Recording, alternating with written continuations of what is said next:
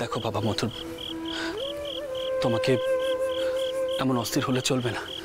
তোমাকে শান্ত থাকতে হবে, অনেক শক্ত হতে হবে বাবা।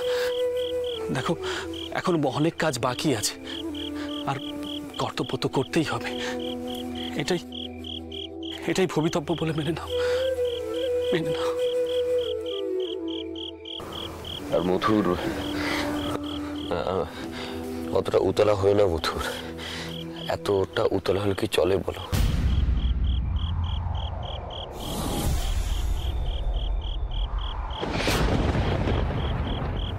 এতটা ভুল দেখলাম আমি, এতটা ভুল হলো আমার দেখা।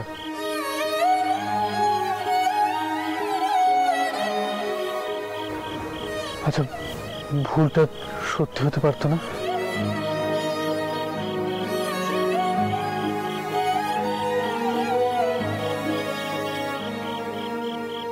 আমি করুণাকে কেন দেখলাম? ও কি আমাকে কিছু বলতে চাইছিল? বাবা মথুর, এটা তোমার মনের ভুল, সবটা মনের ভুল। মৃত্যুর সাথে সাথে আত্মার মুক্তি হয় না। সে মায়া কাটাতে সময় নেয়। তুমি এখনো তোমার শোক সামলে উঠতে পারোনি, তাই হয়তো ক্ষণিকের জন্য তোমার স্ত্রীকে তুমি দেখতে পেয়েছো। এমন হতেই পারে, এ নিয়ে এত ভাবার কিছু নেই মথুর। হতেই পারে না? নিশ্চয়ই তাই হয়েছে।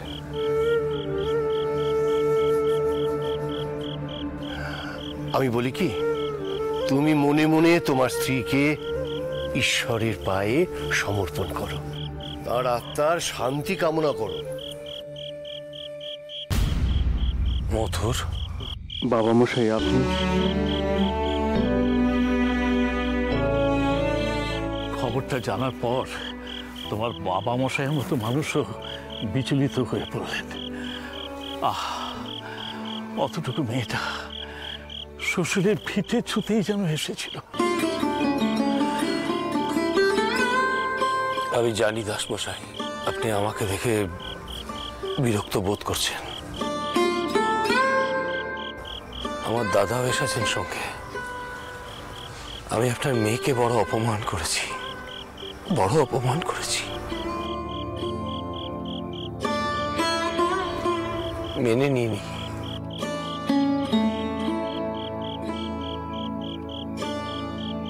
অথচ সে আমারই বংশধরের জন্ম দিতে গিয়ে নিজেই শেষ হয়ে গেল এই কচি বয়সে।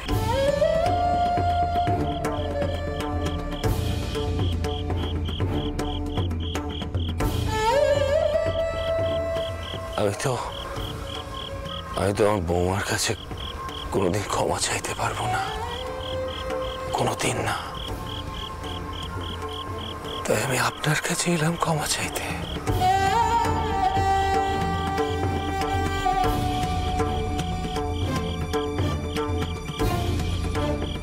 আমি অত্যন্ত দুঃখিত দাসমশাই, অত্যন্ত দুঃখিত।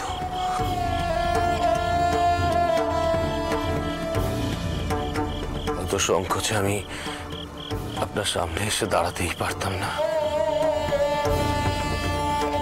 এই দাদাই আমায় সাহস জুগিয়েছেন।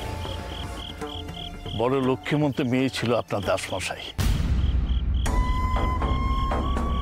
আমাদেরই দুর্ভাগ্য, আমরা সেই মেয়েকে মূল্য দিইনি। শেষ পর্যন্ত যে আপনাদের বোধোদয় হয়েছে, এই অনেক।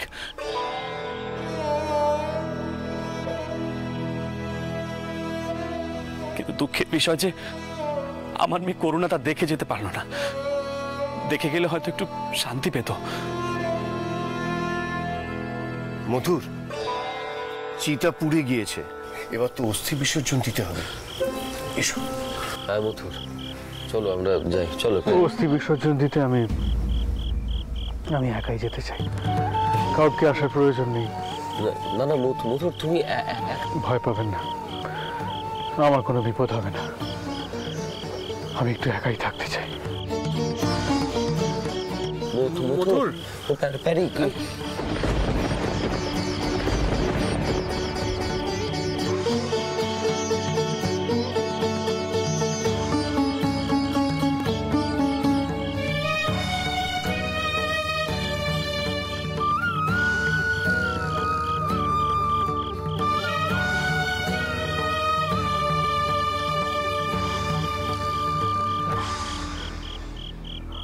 আমার শুধু একবার দেখা দাও করুন,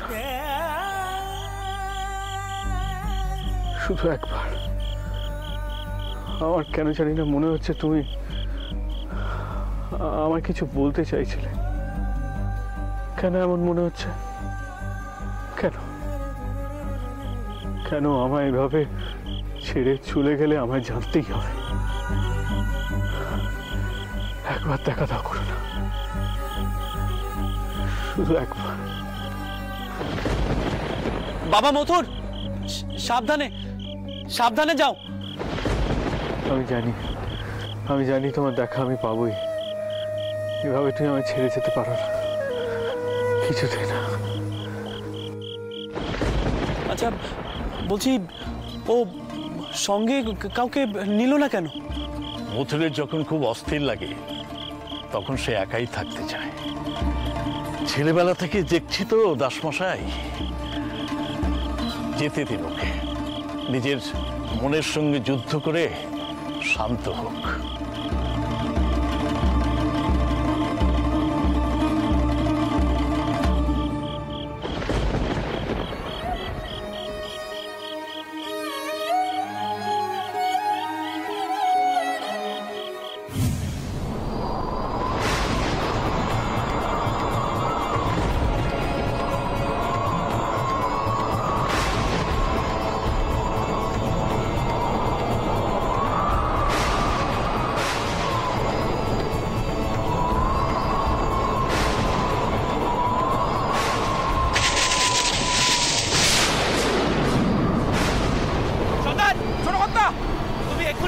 এক্ষুনি এগিয়ে দেখো মধুর কত দূর গেল, আর তুমি মধুরের সঙ্গে থাকবে। এই সময় জলে নামতে দেবে না, শিগগির যাও, শিগগির। বাবা মাধব, প্যারি, তোমরাও যাও। তোমরা এসো, তাড়াতাড়ি যাও, তাড়াতাড়ি যাও। বলেছিলাম কাউকে সঙ্গে নিতে, তা না একা একা যাও। অসময়ে কোনো বিদ্যুৎ চমকাচ্ছে, ঝড় হচ্ছে। এখানে এভাবে দাঁড়িয়ে থাকাটা তো নিরাপদ নয়। এই ঝড়ের সময় তোর থেকে যে কি বিপদ ঘটে যায়। তাই তো। মধুর বাবু, শেখ জামাই বাবু, মধুর কোথায় তুমি? মধুর বাবু,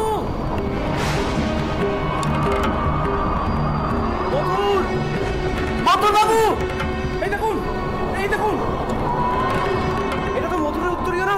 হ্যাঁ তাই তো মনে হচ্ছে, কিন্তু শেখ জামাই বাবুকে তো কোথাও দেখতে পাওয়া যাচ্ছে না। চলুন একটু এগিয়ে গিয়ে দেখি। হ্যাঁ চলো চলো। মধুর, শেখ জামাই বাবু, মধুর বাবু, মধুর বাবু, শেখ জামাই বাবু, মধুর বাবু, শেখ জামাই বাবু। এ কি, এগোনোর রাস্তা তো বন্ধ। তাহলে কি হবে? আগে জ্যাঠামশাইকে গিয়ে সবকিছু জানাতে হবে। সে কি, চলো। হ্যাঁ চলো চলো চলো সব চলো।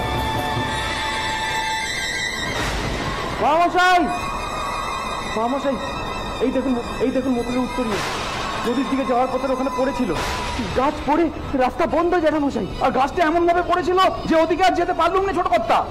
আর মধুর সে কোথায়? অনেক হাত ডাক করলাম কিন্তু কোনো সাড়া পেলাম না। কি বলছো? কি সর্বনাশ! বাবা মাধব, তোমরা এক্ষুনি যানবাজারের বাড়িতে যাও, আরো লেঠের আর পাইপ নিয়ে এসো। আমাদের ওই গাছ কেটেই সামনে এগোতে হবে। যা করার আজ রাতের মধ্যেই করতে হবে। তোমরা তাড়াতাড়ি যাও, তাড়াতাড়ি যাও। সর্দার এসো। হ্যাঁ চলো চলো চলো। বাবা, এ কি হলো? হ্যাঁ, সবসময় আবার বাতাসি মুক্ত। কে কোথায় আছো? দেখো কোথায় কি পড়ছে, সামাল দাও গে। এই অসময় আবার ঝড় উঠলো কি করে? আকাশে তো মেঘের চিহ্ন মাত্র ছিল না গো। হ্যাঁ ও বড় মা, ওকে বলছি যে ওরা কেউ তো এখনো ফিরলো না, তার মধ্যে এইভাবে ঝড় উঠলো। ও বড় মা, কোনো সমস্যা হবে না তো? রাখিস রে বড় মা। ও বড় মা, মা কোথায় জানো? ঘরে তো নেই। নেই মানে? তাকে যে ঘরে শুয়ে রেখে এলো, গেল কোথায় আবার? দেখ দেখ শিগগির দেখে যা। সকলে ও বড় মা, কি হবে বুঝতে পারছি না মা। আর কত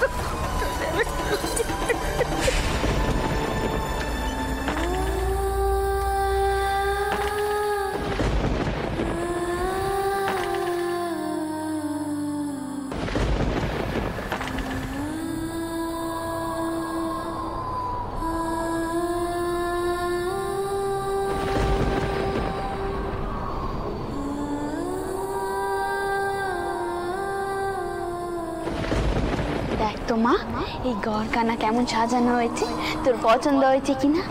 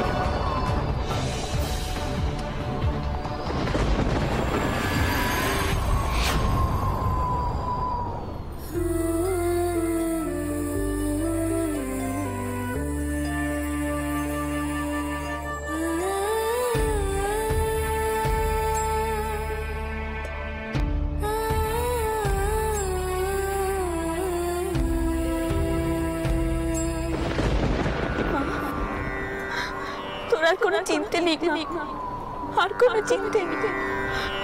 কাউর বুঝি তোর আশা পূরণ করেছে। তাকে কেড়ে নিও না, তাকে কেড়ে নিও না। তুমি আমার পড়া নিয়ে নাও, কিন্তু আমার বেটাকে তুমি বাঁচিয়ে রাখো তো।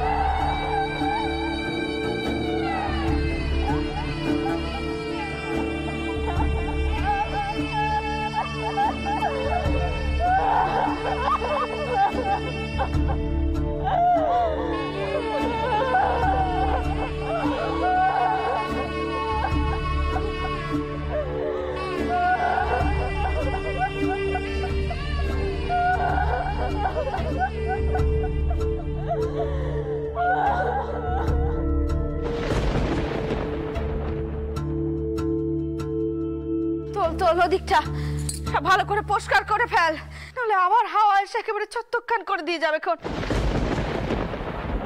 বড় মা, তাও কার্য ঠিক করে মিটবে তো?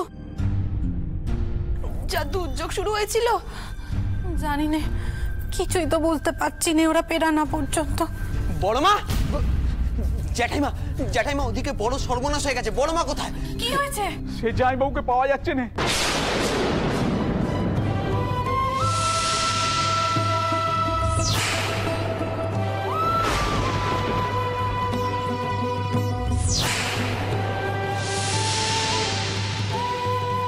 যাচ্ছে না, পাওয়া যাচ্ছে না মানে কি? মধুবাবু অস্থি বিসর্জন দিতে গেছিল, তখন সেখানে ভয়ানক ঝড় উঠেছিল। তারপর তারপর তারপর সেখানে মধুবাবুরই উত্তরীয় খানা পড়েছিল।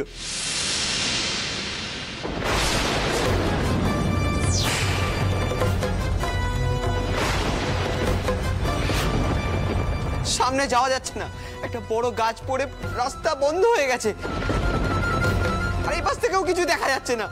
না না না না, এমন হলে হবে না। তুই ওকে খুঁজে বের কর বাপ, ও নিখোঁজ হলে চলবে না। আপনারা কোনো চিন্তা করবেন না, আপনারা কোনো চিন্তা করবেন না। আমি আরো পাই নে ওখানে যাব, গাছ সরিয়ে ওদিকে যেতে হবে, তাহলেই সব বুঝে যাবে। মাধব, তুই মতরকে যেভাবে হোক খুঁজান বাবা, যেভাবে হোক খুঁজান। আমি তোর কাছে হাত জোড় করছি বাবা, আমি আমার মেয়েকে হারিয়েছি, আমি মতরকে হারাতে পারবো না। সে তো শুধু আমার জামাই নয়, ও তো আমার বেটা ছিল। আমার মতরের কিছু হয়ে গেলে আমি বাঁচবো না, আমি বাঁচবো না। শান্ত শান্ত বাবু, ভগবান একটা কষ্ট দিয়েছেন, তিনি আর সর্বনাশ করবেন না। আমি করেছি, তুই দেখিস। শান্ত আমি যাবো। মাধব, আমাকে নিয়ে যাও। মাধব, মধুকে খুঁজে বের করতে হবে। আমার কথা শোন, ছোট বউ।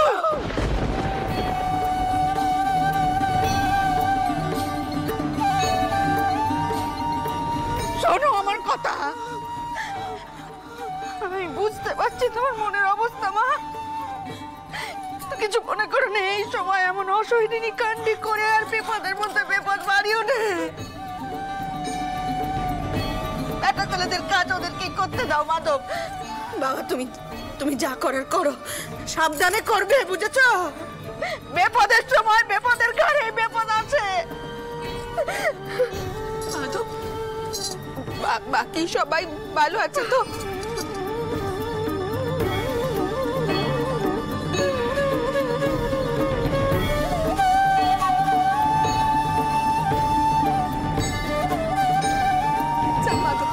দেরি করিস নি, যা। সর্দার চলো।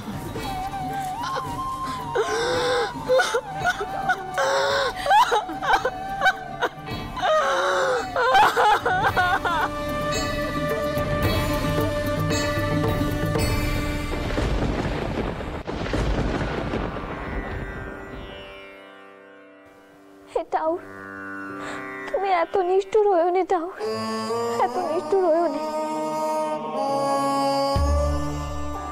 শিশুরা নাকি তোমারই অংশ, তাও তাকে কেন এত কষ্ট দিচ্ছ টাউর?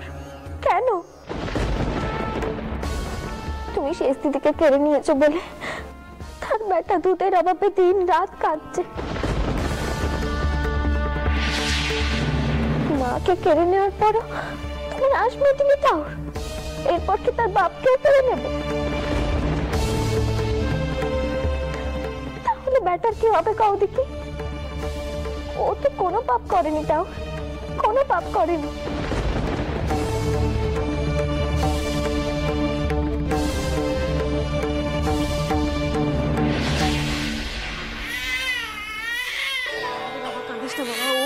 শোনা, ওরে বাবালে, ও ও ও ওই যে বাবালে বাবালে, উলি বাবালে বাবালে, কাঁদে না বাবা, কাঁদে না, শোনা শোনা। এই বাতাসি, একটা বাচ্চাকে সামাল দিতে পারছিস না? এটা করে কেঁদে কোকিয়ে যাচ্ছে। থামা ওকে, থামা। দুনিয়া বাচ্চা হয়েছে বটে, তুমি নিজের মাকে খেলো, এখন আবার বাপটা নিকট। থামা না, একে শোকের বাড়ি। হ্যাঁ, এরকম কান্নাকাটিতে তো গেরস্তের অকল্যাণ হবে। এসব কি কইছো কি ছোট্টাকমা? ওই দুধের শিশুর কি কোনো বোধ বুদ্ধি আছে? এসো খোকা, আমার কোলে এসো।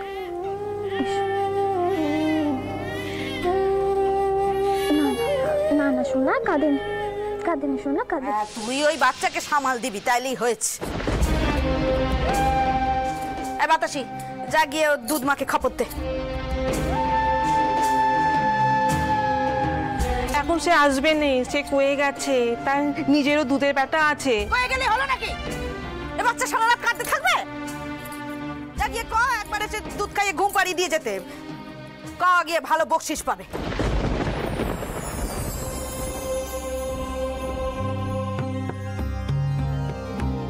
কি আশ্চর্য, ছদ্দি ঠাকুরের কোলে বেটা কত ভালো আছে। বলি ছদ্দি ঠাকুরুন, তোমার ঘরে বেটাকে নিয়ে যাও না গো, তুমি একমাত্র সামলাতে পারো। তোকে এত কথা কইতে কে কইছে? সব ব্যাপারে কথা কত তো স্বভাব হয়ে গেছে বাতাসে। যা বললু সেটা কি কর। বাপটা কোথায় পড়ে আছে তার নেই ঠিক, বেটাকে কে সামাল দেবে সেটার হুঁশ নেই, চললো নিজের খেয়ালে। কি দরকার ছিল এক এক অস্থি বিসর্জন দিতে যাওয়ার? তাহলে তোর 5 জনকে চিন্তা করে